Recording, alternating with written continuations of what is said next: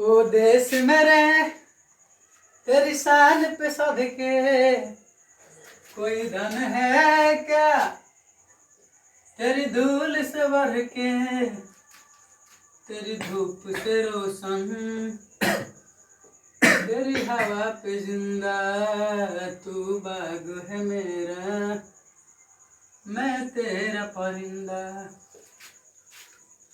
जय हिंद। तो आज की क्लास में हम लोग पढ़ेंगे ना लाइफ प्रोसेस, क्लास 10 का बायोलॉजी फर्स्ट चैप्टर, ठीक है।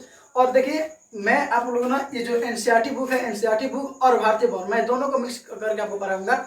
और इससे ना आपका एक भी क्वेश्चन नहीं छूटेगा, मैं एक भी क्वेश्चन से नहीं छूटेगा, मतलब छूटेगा होगा, ठीक है। मैं इस दोनों को ना दोनों किताब को जो ये जो दोनों प्रकाशन का एनसीईआरटी और भारतीय भवन है, मैं दोनों को मिक्स करके पढ़ाऊंगा, ठीक है। तो आज के क्लास में हम पढ़ेंगे लाइफ प्रोसेस। इसका हिंदी होता है जय परक्रम। बहुत ही इत्मीनान से और एकदम धैर्य से पढ़ेंगे, नो घबराए इसमें अनु। जय परक्रम एकदम आराम से और हाले में पढ़ेंगे, ठीक है। तो जय परक्रम इस चैप्टर का नाम है लाइफ प्रोसेस, ठीक है। लेकिन इससे पहले हम लोग जानेंगे कि सजीव क्या होता है, निर्जीव, मतलब जिसको हम लोग जीव कहते हैं। और ये सब हम लोग ना ये सबसे पहले हम लोग 6-7 क्लास में सब पढ़ के आते हैं हम लोग, ठीक है, कि सजीव क्या होता है, निर्जीव क्या होता है। अगर हम लोग अपने आसपास देखें ना, अपने वातावरण में, अपने जय मंडल में देखें, जय मंडल में देखें ना, तो हमें विभिन्न प्रकार के जीव जंतु, पेड़ पौधे देख सकते हैं, हाथी देख सकते हैं, मतलब अलग अलग प्रकार के, मतलब छोटे से छोटे जंतु को भी देखने को मिलता है। एक विशाल हाथी के जैसा आपको जंतु भी दिखाई देता है, ठीक है। और आपको ये पता है कि आप लोग 9th क्लास में पढ़ के आए होंगे, ये सभी जो जीव होते हैं वो कोशिकाओं से मिलकर बने होते हैं। हमारा जो कोशिकीय संगठन, मतलब जो शारीरिक संरचना है, ये कोशिकाओं से मिलकर बना होता है। ये जो कोशिकाएं हैं वो संगठित होते रहते हैं और ये उत्तक से अंश और हमारे शरीर का निर्माण करता है, ठीक है। ऐसे निर्माण करते हैं शरीर का। चूंकि हमारा शरीर कोशिका से बना होता है, इसीलिए हम लोग इसकी संरचनात्मक और क्रियात्मक इकाई कहते हैं। संरचनात्मक इकाई इसलिए कहते हैं क्योंकि ये बहुत, मतलब ये कोशिकाओं से मिलकर बना हुआ है। और क्रियात्मक इकाई इसलिए कहते हैं क्योंकि ये बहुत से काम करता है, जैसे पाचन, सर्जन, शोषण, जितना भी कार्य होता है वो सब कोशिका के द्वारा होता है। तो यहाँ तक की बात रही। लेकिन हम लोग इसमें जो मेन टॉपिक हम लोग का है वो है हम लोग के आखिर में भैया हम लोग जीव किसे कहेंगे, आई मीन सजीव किसे कहेंगे, जिसको हम लोग कहते हैं लिविंग। और एक होता है कि आखिर में हम लोग निर्जीव किसे कहेंगे, जिसको हम लोग कहते हैं ना नॉन लिविंग। नॉन लिविंग इसको हम लोग जैव भी कह सकते हैं, जैव। इसको हम लोग अजैव भी कह सकते हैं, ठीक है। तो इसके बारे में जानते हैं। आप लोग छोटी क्लास में, 6वीं क्लास में पढ़ेंगे कि तो हम देखेंगे सजीव और क्या होता है और निर्जीव क्या होता है। अच्छा, हम लोग देखते हैं कि एक छोटे से हम लोग बीज डालते हैं, उससे बहुत बड़ा पौधा हो जाता है, ठीक है। आप लोग आकाश, ये दीवार, ये तारे, ये सूर्य, ये सब देखते होंगे। तो इसको हम लोग देखेंगे इसमें हमारे वातावरण में सजीव क्या होता है और निर्जीव क्या होता है, ठीक है। तो हम लोग जो बेसिकली पढ़ते आ रहे हैं शुरू से, जो 7th 8th क्लास में आ रहे हैं, ठीक है। तो हम लोग क्या करते हैं कि सजीव क्या होता है जी।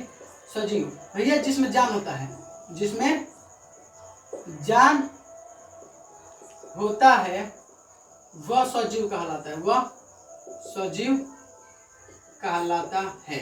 लेकिन क्या सजीव के लिए इतना पर्याप्त है? जिसमें जान होता है उसे सजीव कहते हैं। और यहाँ पर कहते हैं कि जिसमें जान नहीं होता है, जिसमें जान नहीं होता है वह निर्जीव कहलाता है। जैसे ये हम लोग का दीवार हो गया, चप्पल, जूता, ये आकाश, तारा, ये सब जितना है वो निर्जीव में आता है। लेकिन भाई जिसमें जान नहीं होता, इसका मतलब ये क्या है, जिसमें जान नहीं होता वो सजीव कहलाता है। इसका मतलब क्या होगा, देखिए। और मतलब क्या सजीवों का कुछ लक्षण होता है, ठीक है। और क्या इतना डिफिनेशन पर्याप्त है इसके लिए, तो मैं आप लोग को बता रहा हूँ कि इतना डिफिनेशन इसके लिए पर्याप्त नहीं है। सजीव हम लोग किसको कहेंगे, उसका कुछ शर्त है, कुछ मूलभूत शर्त है, ठीक है। जैसे देखिए जिसमें जान होता है वो सजीव कहलाता है, क्योंकि हम लोग को पता है कि जो हम लोग जीवन है ना वो कार्बनिक अणु पर आधारित है। हम लोग विभिन्न प्रकार का जटिल भोजन करते हैं भाई साहब, उसको फिर सरल भोजन, मतलब उसको सरल रूप में चेंज करके हम लोग अवशोषित करते हैं, ठीक है। तो देखिए एक जीव कौन कहलाएगा, क्या मतलब जीव जो गति करेगा। अगर हम लोग सामान्य जो लोगों की जानकारी होती है कि जीव जो गति करता हो तो वो मतलब जीव कहलाता है। तो क्या पेड़ पौधे गति नहीं करते हैं, वो अपनी एक जगह से दूसरी जगह पर नहीं जाते हैं, तो क्या वो जीव नहीं कहलाएंगे। मतलब हम लोग जो गति है ना वो हम लोग आरोही गति को दर्शाते हैं। कुछ ऐसे मतलब जीव होता है, चीज होता है जिसमें हम लोग गति को नहीं देख सकते हैं। जैसे आरोही गति, जैसे परमाणु हो गया, अणु हो गया, उसकी गति को हम लोग नहीं देख सकते हैं। हम जो भी हम लोग भोजन अवशोषण करते हैं, पाचन करते हैं, या उसको अवशोषित करते हैं, जब करते हैं, जो हम लोग भोजन करते हैं ना, उसके अंदर भी हमारे अंदर पेशीय गतियाँ होती है, आरोही गतियाँ होती है, ठीक है। देखिए यहाँ पर जीव के हम लोग समझ रहे हैं कि जिसमें जान होता है वो जीव कहलाता है। लेकिन इसके साथ साथ जो जनन कर सके, जो शोषण कर सके, जो अवशोषण कर सके, जो पाचन कर सके, जो वृद्धि तथा विकास करे, जो वृद्धि और विकास कर सके, तथा जो सबसे महत्वपूर्ण है जो बाहरी उद्दीपन को ग्रहण करे, बाहरी उद्दीपन को ग्रहण करे, जीव कहलाता है।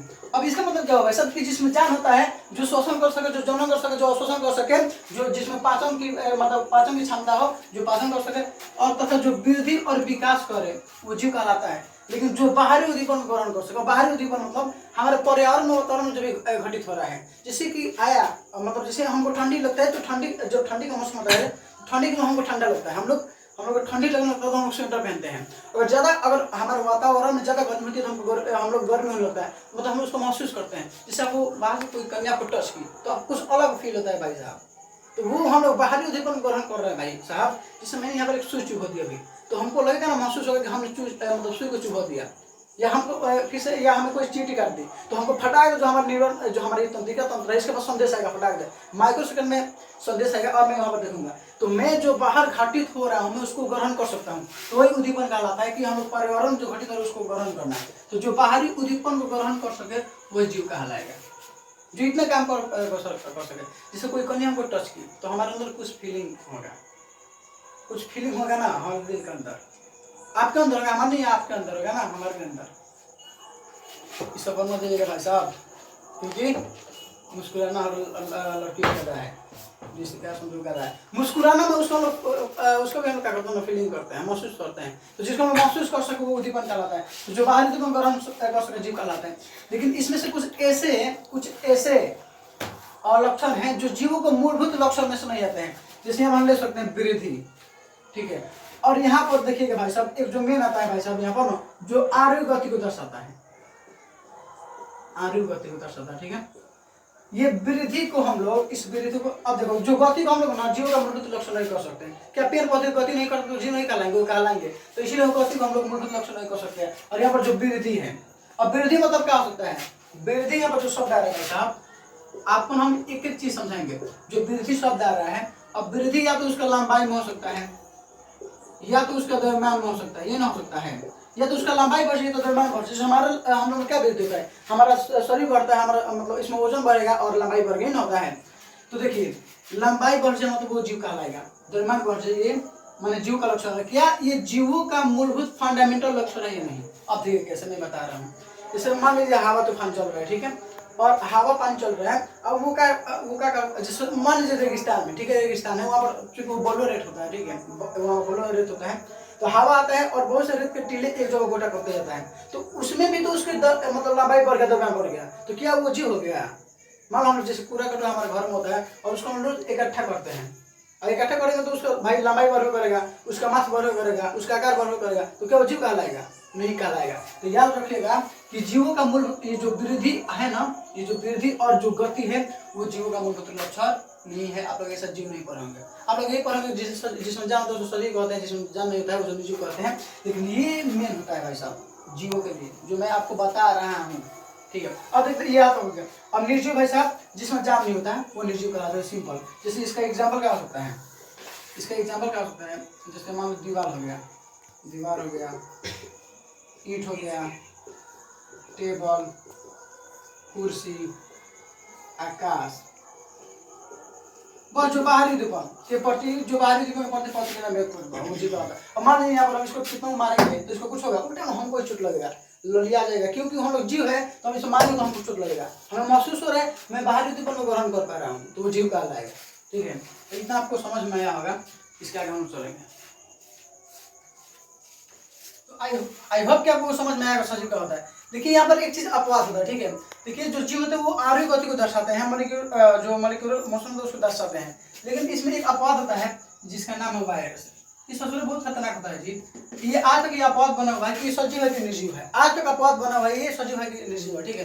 तो जो वायरस होता है ना, वायरस, ठीक है, ये जब तक किसी होस्ट के बाहर मतलब शरीर के बाहर रहेंगे किसी जीव के, तब तक वो निर्जीव कहलाएंगे। लेकिन जैसे मतलब सजीव को संक्रमण कर लिए, उसके शरीर में प्रवेश कर गए, तो शरीर में प्रवेश करते करते ना जैसे क्लियर तो ये अपने आणविक गति को दर्शाएंगे, आणविक गति को दर्शाने लगेंगे तथा ये अपनी प्रतिकृति को बनाने लगेंगे। ठीक है, अपने जैसे हम बहुत से जीव बना लेंगे जौन के द्वारा प्रतिकृति को मानी बढ़ाएंगे। ठीक है, तो जाएगा आपको अंदर, जब भी आपको संक्रमित कर देगा हमारे आपके शरीर के अंदर प्रवेश करेगा किसी कारण से, तो ये जाएगा अपनी संख्या को बढ़ाएगा और आणविक गति को दर्शाएगा। तो जब शरीर के अंदर प्रवेश करेगा तो निर्जीव प्रवेश कर आणविक गति को दर्शाने लगेगा, तो ये सजीव कहलाएगा। जब शरीर से बाहर रहेगा तो निर्जीव कहलाएगा। इसको लिखवाने की आवश्यकता नहीं है, आपको इतना समझ में आ गया होगा, आप इतना समझदार है। ठीक है, अब हम लोग देखेंगे ना, चूंकि ये तो देखिए सजीव क्या होता है, निर्जीव क्या होता है। ठीक है, अब देखिए चूंकि हम लोग सजीव हैं भाई साहब, और जीवन में विभिन्न कार्य करना पड़ता है हमको। ठीक है, चूंकि हमारा जो शरीर है वो कार्बनिक अणु मतलब हमारा जो पूरा ब्रह्मांड है नहीं है, ये कार्बन आधारित अणु से ठीक है वो बना हुआ है। और हम लोग खाते भी हैं, अधिकांश हम लोग जो खाद्य पदार्थ खाते हैं वो भी कार्बन युक्त होता है। उसमें क्या खाएंगे हम लोग, खाना क्या खाते हैं, विटामिन, प्रोटीन, वसा, लिपिड सब लेते हैं। ठीक है, खनिज लवण, तो उसमें भी अधिकांश मात्रा क्या होता है, कार्बन होता है। ठीक है, क्योंकि हम लोग जीव हैं, सजीव हैं, तो हमको एक मतलब अपने काम को करने के लिए, आवश्यकता की पूर्ति के लिए एक जगह से दूसरी जगह जाना होता है। ठीक है, या शरीर में कहीं टूट फूट गया तो उसके वृद्धि और विकास के लिए जीव द्रव्य की आवश्यकता होती है, हमें ऊर्जा की आवश्यकता होती है।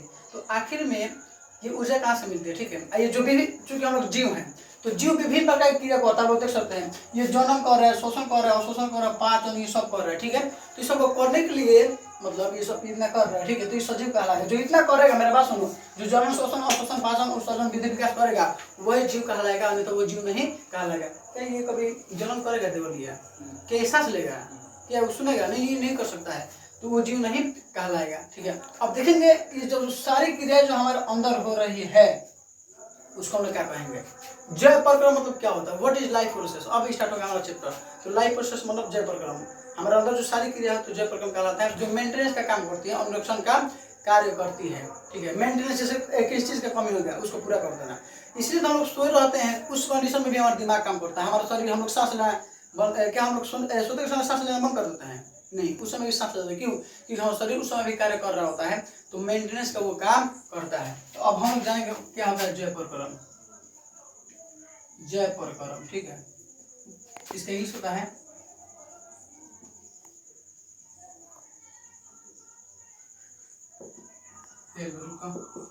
तो अब हम देखेंगे ना जय प्रक्रम क्या होता है, व्हाट इज लाइफ प्रोसेस। ठीक है, इससे पहले हम देख लेते हैं कि आपको समझ में आएगा कि वायरस आखिर में सजीव होता है निर्जीव क्यों होता है, आपको पता हो गया होगा। तो जब तक वो किसी जीव को, चूंकि हमें पता है कि हम लोग का शरीर जो है वो भीम का कोशिका से बना होता है। ठीक है, और वो जीव द्रव्य का निर्माण हमसे होता है, चूंकि पूरा शरीर में मतलब जीव द्रव्य होता है। तो जब तक वो किसी जीव को संक्रमित कर उसमें आयु गति नहीं दर्शाता तब तक वो निर्जीव, और किसी जीव को संक्रमित कर लिया और शरीर के अंदर प्रवेश कर गया तो वो सजीव कहलाने लग गया। तो हम देखेंगे जय प्रक्रम क्या होता है। ठीक है, अब ये जितना क्रिया हो रही है ना वो जीव का जय प्रक्रम कहलाएगा। मतलब जीव में होने वाली सभी क्रिया जो अनुरक्षण का काम करता है, अनुरक्षण माने मेंटेनेंस का काम करता है, किस चीज की कमी उसकी संतुलन बनाए रखने का काम करता है, वो हम लोग क्या कहलाता है, जय प्रक्रम कहलाता है। लिखेंगे जीवों में होने वाले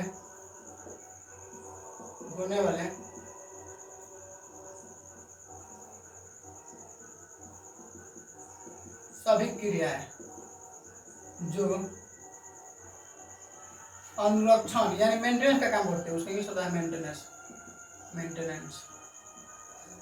मेंटेनेंस का कार्य करती है उस हम लोग क्या कहते हैं, फिर हम लोग क्या कहते हैं, उस हम लोग कहते हैं जय प्रक्रम। जो अनुरक्षण का कार्य करता है उस हम लोग जय प्रक्रम कहते हैं। ठीक है, जो मेंटेनेंस का काम करता है, जैसे मान लीजिए हम लोग शरीर में किस चीज़ की कमी हो गई उसकी पूर्ति करना, विटामिन, प्रोटीन, या जैसे हमारे कोशिका अगर टूट गई तो उसका मरम्मत करना, विभाजित कर उसको मरम्मत करना, वो भी क्या प्रकार का मेंटेनेंस का काम करता है। ठीक है, किस चीज़ कमी उसका पूरा करना, वो मेंटेनेंस है। अब देखिए यहाँ पर जैसे मान लो जय प्रक्रम है, जय प्रक्रम जैसे इसमें क्या करेंगे हम लोग, इसमें क्योंकि जीव है तो पोषण भी करेगा, ये शोषण भी करेगा, ये पूरा देखिए जब का मतलब वे सभी क्रिया है। ठीक है, वे सभी क्रिया जो सभी क्रिया जो अनुरक्षण का काम करता है, जो मेंटेनेंस का कार्य करता है, जिसे पोषण करेगा, वो शोषण करेगा, वो शोषण करेगा, वो शोषण करेगा, जन्म करेगा, ये सभी क्रियाएं हैं जो हमारे अंदर मतलब क्या करता है, वो मेंटेनेंस का कार्य करता है, वो जय प्रक्रम कहलाता है, लाइफ प्रोसेस। आई होप आपको समझ में आ रहा होगा। ठीक है, एकदम वेरी गुड। ऐसा समझाएंगे कि आपके दिमाग में सीधा घुसेगा। अब देखो यहाँ पर चूंकि यहाँ पर मेंटेनेंस का कार्य करता है, ठीक है। अच्छा हम लोग का दिमाग देखिए, जो हमारा शरीर है ना, जो हम लोग का बॉडी है शरीर का, ठीक है, क्योंकि ये उसका उत्तक अंग और अंग तंत्र से मिलकर बना होता है, सभी से बना होता है, ठीक है। और ये मतलब जितना भी कार्य होता है ये एक एक न किसी विशिष्ट अंगों के द्वारा होता है, ठीक है। अब देखिए हमारा शरीर उस कंडीशन में भी कार्य कर रहा है ना जब हम सो रहे होते हैं, जब हम जाग रहे होते हैं, मतलब हर एक पल, मतलब जब हम सो रहते हैं उस कंडीशन में हमारा जो उत्तक है, हमारा जो शरीर वो कार्य कर रहा होता है। जैसे सांस लेना, क्या हम लोग थोड़ी सोने के बाद हम लोग सांस लेना बंद कर देते हैं, ऐसा नहीं होता है। सोने के बावजूद भी हम लोग सांस ले रहे होते हैं, इनके बीच समन्वय बना रहता है, ठीक है। संतुलन का काम ये करती है, बनाए रखती है। जे दिन सारी क्रियाएं ठप, जे दिन दिल का धड़कन ये दिल बंद होगा, हम लोग का जिंदगी से टिकट कट जाएगा। सांस लेना बंद होता हम लोग चल गए। जब तक जीव के अंदर सभी क्रिया का दर्शा रहा, मतलब वो जीवित है, वो सजीव है। जहाँ चीज क्रिया सब बंद कर दी, मेंटेनेंस का काम करना बंद कर दिया कि जीव ठप हो जाएगा, मर जाएगा। ये दिल धड़कना क्या करेगा, बंद कर देगा। हमारा दिल भी धड़कना बंद कर देगा कि ए दिल मोहब्बत ना कर, ये दुनिया बड़ा जुल्मी है। अब हम देखेंगे ना, यहाँ ये देखेंगे, ठीक है, पोषण शोषण ये देख लिए, ठीक है। अब देखेंगे हम लोग ना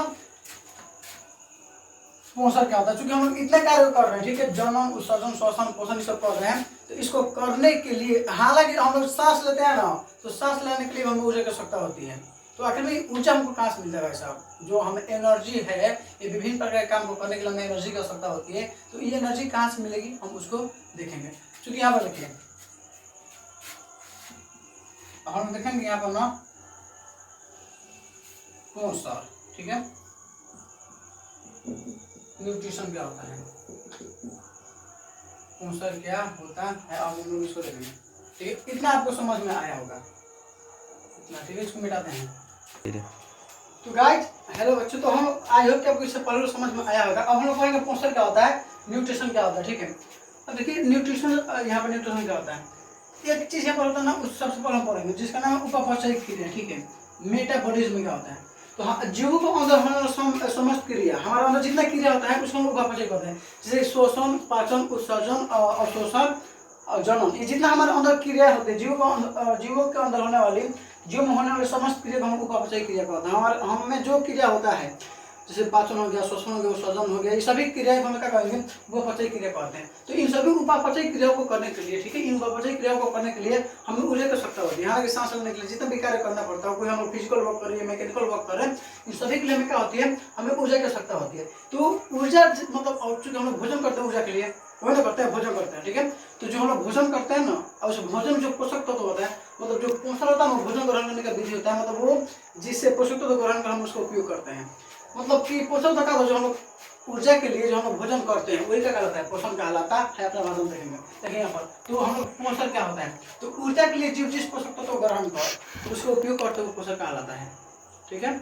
क्योंकि आवश्यकता को पूर्ति करने के लिए, भी उपापचय क्रिया करने के लिए ऊर्जा की आवश्यकता होती है। तो ये ऊर्जा जिस समय प्राप्त होती है, जिन पोषक तत्वों से प्राप्त होती है, जिन भोजन से प्राप्त होती है, हम उन्हीं का करते हैं, हम उन्हीं को कहते हैं पोषण, ठीक है। अब देखिए पोषक तत्व क्या होता है जी भाई साहब, पोषक तत्व मतलब होता है ना, वे मतलब पोषक तत्व हमारे भोजन में जो हम लोग जो भी भोजन में खाते हैं वो सभी पोषक तत्व होते हैं। जो भोजन करते हैं उसमें वो पोषक तत्व होते हैं।